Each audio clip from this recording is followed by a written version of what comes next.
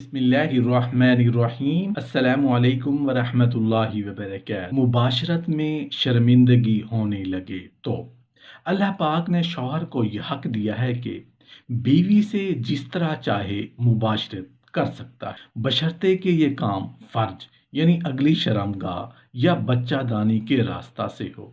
اس لیے کہ اللہ تبارک و تعالی ارشاد فرماتے ہیں، تمہاری بیویاں تمہارے لیے بمنزلہ کھیت کے ہیں، سو اپنے کھیت میں جس طرف سے ہو کر چاہو آؤ۔ مطلب یہ ہے کہ اپنی بیویوں سے مباشرت اس راہ سے جہاں سے ولادت ہوتی ہے، جس کیفیت سے چاہیں کر سکتے ہیں، خواہ سامنے کی طرف سے ہو یا پیچھے کی طرف سے ہو یا پہلو کے بل لیٹ کر۔ شرم و حیا عورت کی فطرت اور جبلت بھی میں شامل ہے، اس لیے وہ اپنی جنسی تسکین کے لیے پہلے شوہر کی طرف بڑھنے سے شرم محسوس کر، بلکہ مرد کی طرف سے ابتدا اور پہل کا انتظار کر، اگرچہ اس میں محبت اور رغبت کے جذبات اپنے شوہر سے زیادہ بھی کیوں نہ ہو۔ عورت کا کردار بھی تمام مخلوقات کی فیمیل کی طرح ہی ہے کہ یہ مؤنثات پہل نہیں کرتی، بلکہ مذکر کی طرف سے پہل کے انتظار میں رہتی ہیں۔ مؤنث کی فطرت میں شامل ہے کہ وہ مطالبہ پورا کرتی ہے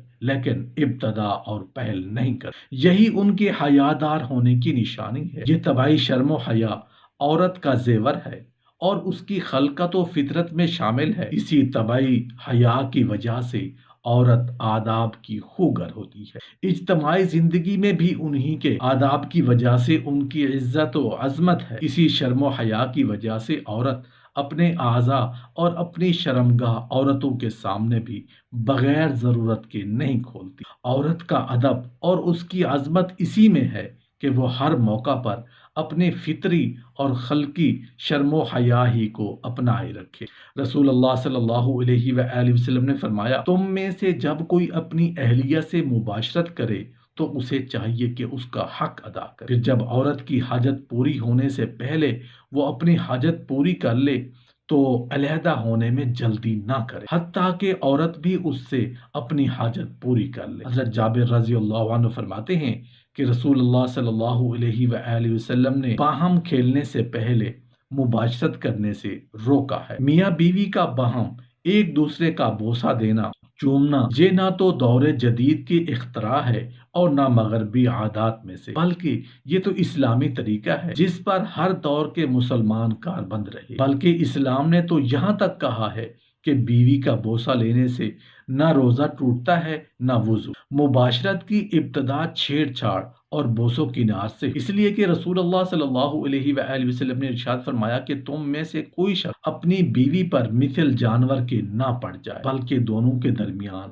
پہلے کوئی قاصد ہونا چاہیے۔ پوچھا گیا، اے اللہ کے رسول، قاصد کون ہے؟ آپ نے ارشاد فرمایا، بات چیت اور بوسہ۔ اسی حدیث کی بنا پر امام غزالی رحمۃ اللہ علیہ اپنی کتاب احیاء العلوم میں لکھتے ہیں کہ جب شوہر اپنی خواہش پوری کر چکے تو اسے چاہیے کہ اپنی بیوی کو بھی اس بات کا موقع دے کہ وہ بھی اپنی خواہش پوری کر لے، اس لیے کہ بسا اوقات عورت کو دیر سے انزال ہوتا ہے، اس لیے اس موقع پر اس سے علیحدگی اختیار کر لینا اس کی ایذا کا سبب بن سکتا ہے، بلکہ بعض مرتبہ تو منافرت کا ذریعہ بن جاتا ہے۔ حضرت عائشہ صدیقہ رضی اللہ عنہا فرماتی ہیں کہ رسول اللہ صلی اللہ علیہ وآلہ وسلم وضو کرنے کے بعد بھی میرا بوسہ لے لیا کرتے تھے، پھر دوبارہ وضو نہیں کرتے تھے۔ اسی طرح رسول اللہ صلی اللہ علیہ وآلہ وسلم کی زوجہ ام المومنین حضرت ام سلمہ رضی اللہ عنہ فرماتی ہیں کہ رسول اللہ صلی اللہ علیہ وآلہ وسلم روزے کی حالت میں بھی میرا بوسہ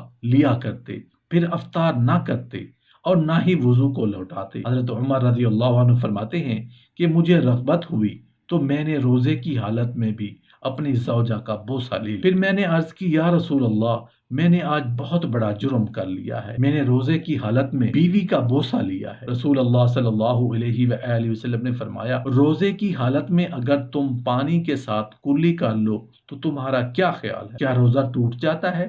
میں نے کہا، کوئی حرج نہیں۔ رسول اللہ صلی اللہ علیہ وآلہ وسلم نے فرمایا، تو پھر بوسہ لینے میں کیا حرج؟ اگر ایک مرتبہ مباشرت کے بعد دوبارہ خواہش ہو تو مستحب یہ ہے کہ پہلے وضو کر لے، اس لیے کہ دونوں صحبتوں کے درمیان وضو کر لینے سے نشاط میں اضافہ ہو جاتا ہے۔ رسول اللہ صلی اللہ علیہ وآلہ وسلم کا ارشاد پاک ہے کہ جب تم میں سے کوئی شخص اپنی بیوی سے صحبت کرے اور دوبارہ پھر وہی کام کرنا چاہے تو اسے چاہیے کہ وضو کر، اس لیے کہ وضو کرنے سے دوبارہ صحبت میں زیادہ نشاط پیدا ہوتا ہے، اور اگر دونوں ہم بستریوں کے درمیان غسل کر لیا جائے تو یہ اور زیادہ بہتر ہے، جیسا کہ حدیث سے ثابت ہے۔ میاں بیوی دونوں کے حق میں افضل یہ ہے کہ غسل کرنے میں جلدی کریں، اور اگر سونے سے پہلے سستی کی وجہ سے غسل نہ کر سکیں تو مستحب یہ ہے کہ کم از کم وضو کر کے سوئیں۔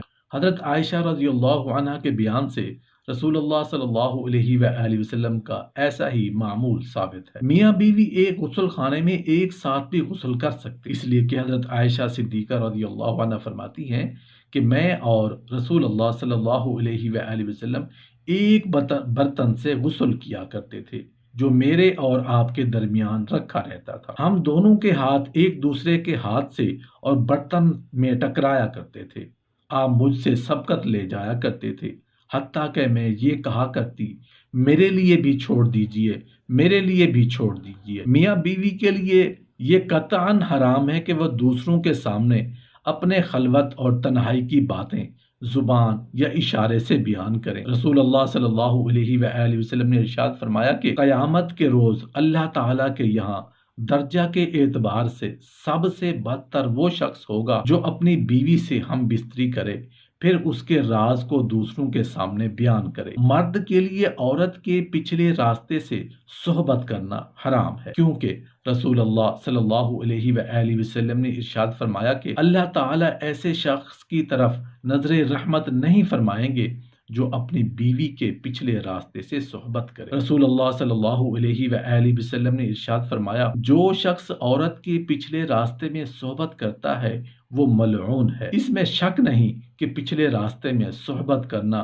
جسم اور صحت کے لیے مضر ہونے کے ساتھ ساتھ اخلاق اور شرافت کے بھی خلاف ہے۔ حیض و نفاس کی حالت میں عورت سے ہم بستری کرنا حرام ہے، اس لیے کہ اللہ تعالیٰ کے ارشاد ہے تو حیض کے زمانہ میں تم عورتوں سے جدا رہا کرو۔ حالت نفاس میں عورتوں سے ہم بستری کی حرمت قیاس سے ثابت ہے، یعنی نفاس کو حیض پر قیاس کیا گیا، اس لیے کہ دونوں کا سبب اور والد یعنی اذا ایک ہی ہے، اور یہ حرمت اجماع امت سے بھی ثابت ہے۔ ہاں، شوہر ان حالات میں اپنی بیوی کی ناف اور گھٹنوں کے درمیانی حصے سے لباس کے اوپر سے فائدہ اٹھا سکتا ہے، لیکن لباس کے نیچے سے فائدہ اٹھانا درست نہیں، تاکہ وہ شرعاً حرام اور مضر صحت شے کا مرتکب نہ ہو جائے۔ اس لیے کہ جو شخص اپنے جانوروں کی چراگاہ کے ارد گرد چراتا ہے اسے اس بات کا ڈر رہتا ہے کہ وہ جانور چراگاہیں میں نہ گھس جائیں، لہٰذا مسلمان کو چاہیے کہ وہ اپنے دین اور صحت کے بارے میں